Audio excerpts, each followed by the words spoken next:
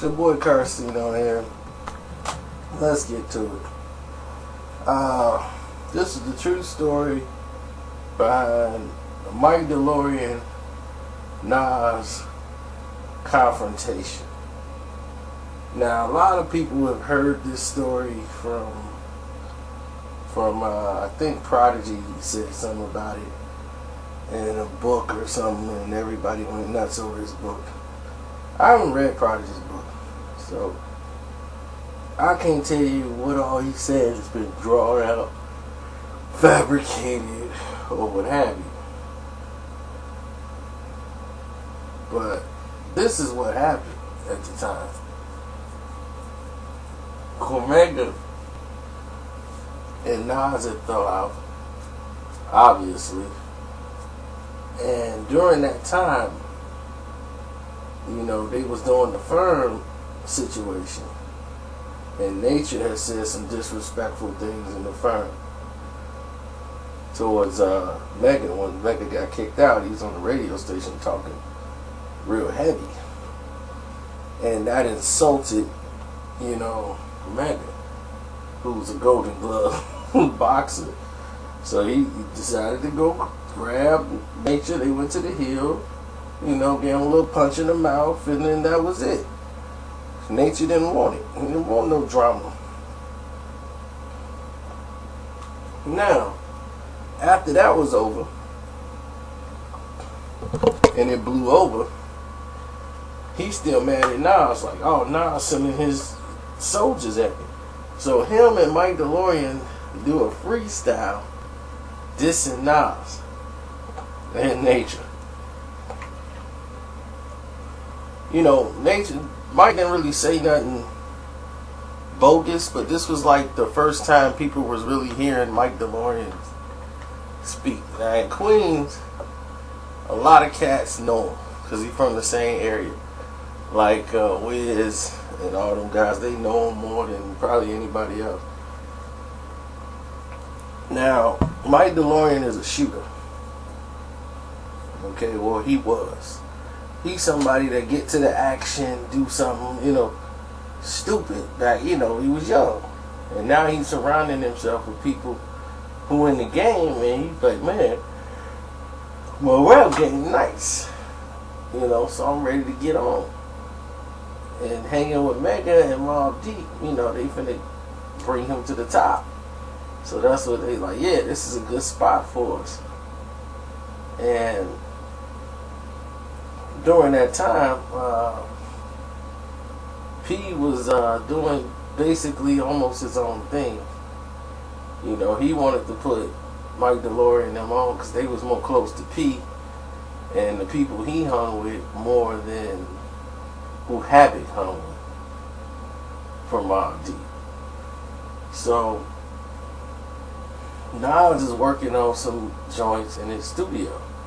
They got studio time, like, and this is the time where before, nowadays you don't have to see people in studios. You know what I'm saying? People got studios in their crib, and they can do the work there. But this is back in the days when you really needed studio time to get stuff done. So Nas had his studio time and session somewhere else, and at the same time, you got P was finishing up his album. He was finishing up what's his name, the HNIC album, and everybody was anticipating it, like, oh man, this is gonna be the monster right here. You know, Mobb Deep was cracking hot, you know, after Quiet Storm, so everybody's like feeling it. Like they waiting on the arrival of Prodigy, so he finna shine. So he's in the big studio up there with Nas, and they had like Studio A, B, C, and stuff like that. So Mike Delorean come in there, and Nas is drunk. You know, he was like telling Jungle, man, you know what I'm saying? Look, that's the dude. Man, what is he doing up in here? You know what I'm saying? That's the dude that be with Mega, man. What's he doing up in here at our session? You know, because he knew, like, he ain't want Mega in his session and nothing like that. And they had an understanding to stay away from each other. You know, and Mega still was talking crazy in the magazines, so Nas is feeling a certain way. And Nas is a little buzzed, you know. But what happened was, Nas, the book just is crazy from what the dude said in the book, because what's his name is like, oh no, he said that Nas kept coming up. Nas never said nothing to the dude until because he was talking with Jungle and the dude who had the weed. It wasn't Nas' weed, it was someone else's weed. And they was like, dude, what you doing? He was like, man, I'm just looking at it, checking it out. He was like, no, it's good, just going over there. Like, what make you grab the weed? So they had an argument about the weed. I don't know nothing about no camcorder or nothing like this, but because Mouse was there and Horse Brother was there.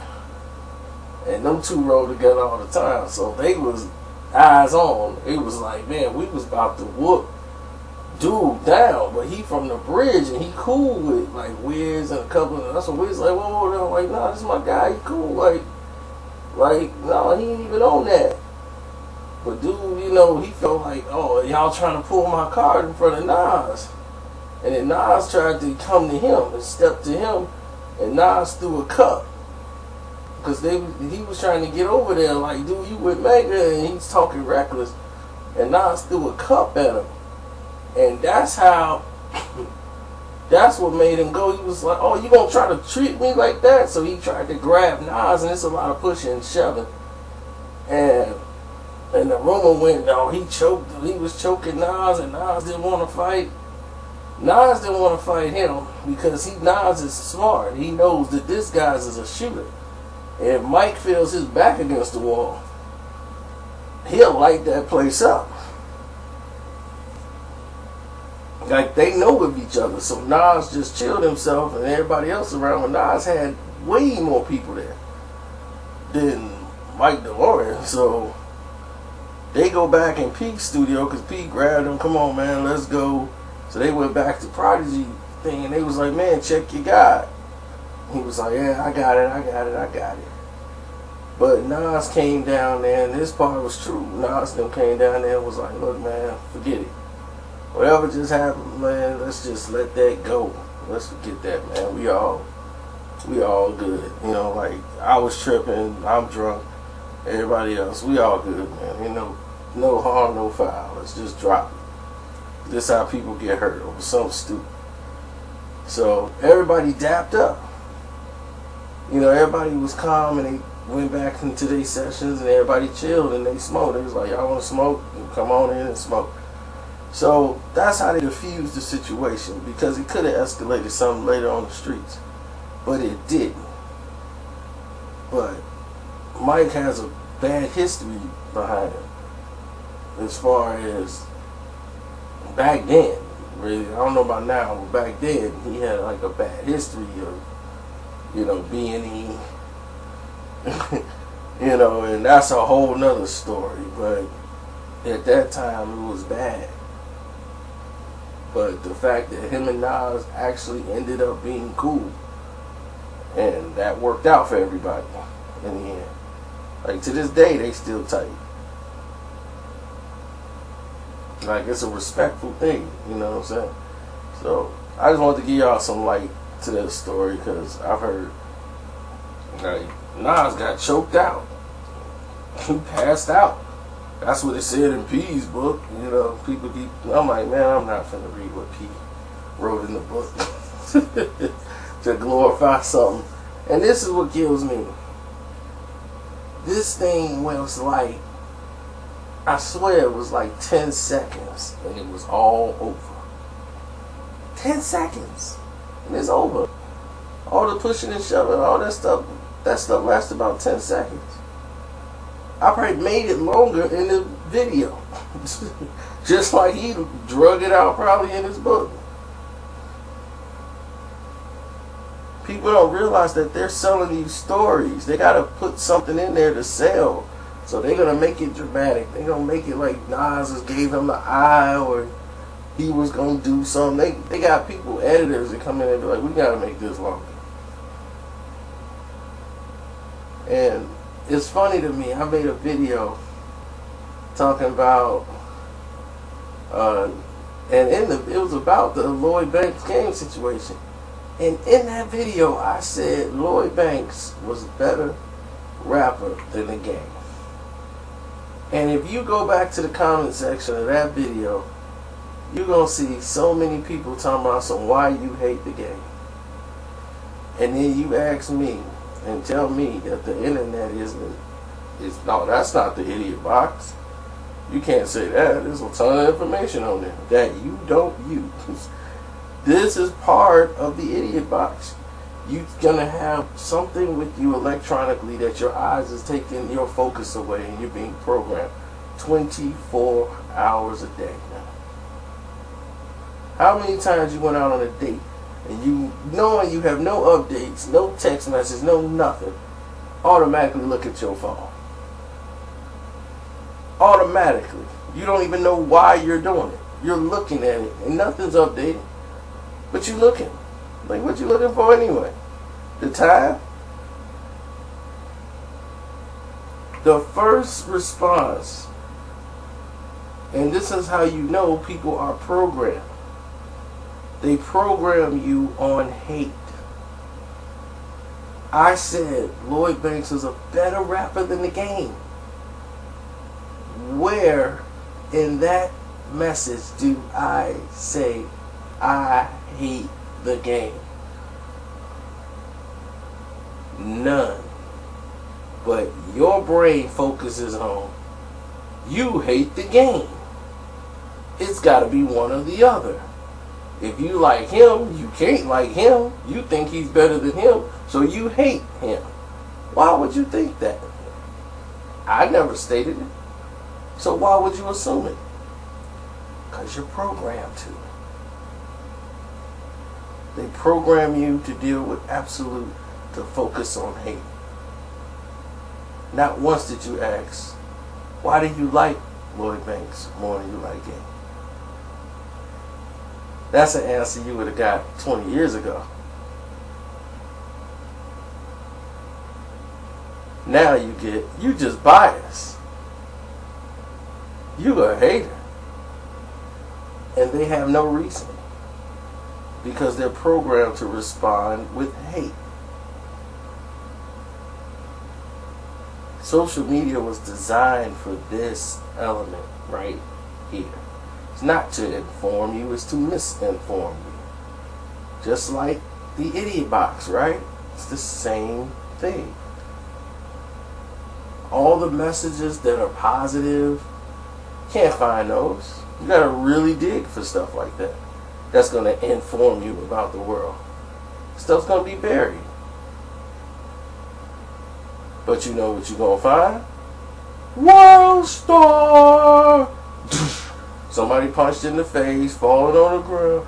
Dang! World Star! That's all they care about. The knockout game. All ignorance they keep feeding you.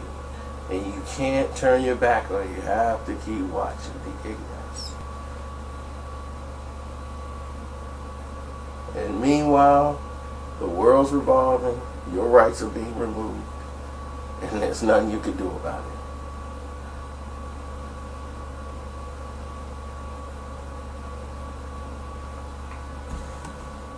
So, oh yeah, and that Weeknd, I never said the Weeknd sucked. I said he made good music. I've never seen him before.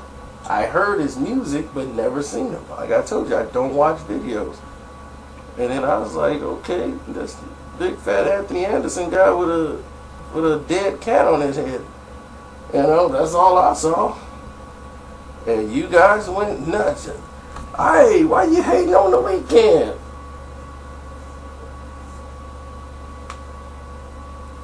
Told you, you guys got to curb that and start realizing, hey, what is going on here?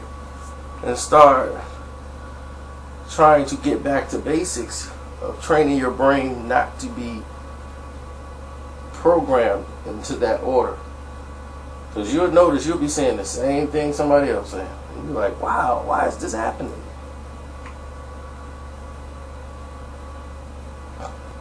Like I say, people think like brainwash is something like it's a painful procedure. You don't know you're being brainwashed. Your brain records things without you telling it.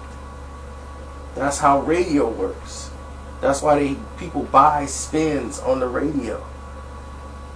They keep going back and forth on the radio. Spin, spin, spin, spin, spin. So the more times it's on the radio, whether you like it or not, if you got the radio playing, you're not telling your brain to record this. Your brain's going to start remembering it. And then next thing you know, you're humming the song that you can't even stand because you've heard it so much. It's everywhere. You don't even like the song. So next thing you know, it's not that bad. You done heard it enough. You see? This is how they got you programmed to like this garbage genre of music. And you don't even know how you got here. Like for the young people, I don't blame you. This is your era, your genre. For the people who are old enough to know better, do you know how you got here to liking this garbage? No. You're like, man, I came up with Redman, Method Man. I had Tribe Called Quest. I had music. I had Common. I had even some Jay-Z, some Nas, some Biggie. How did I come all the way to bobbing my head to this? How did I get here? Just explained it to you. I'm out.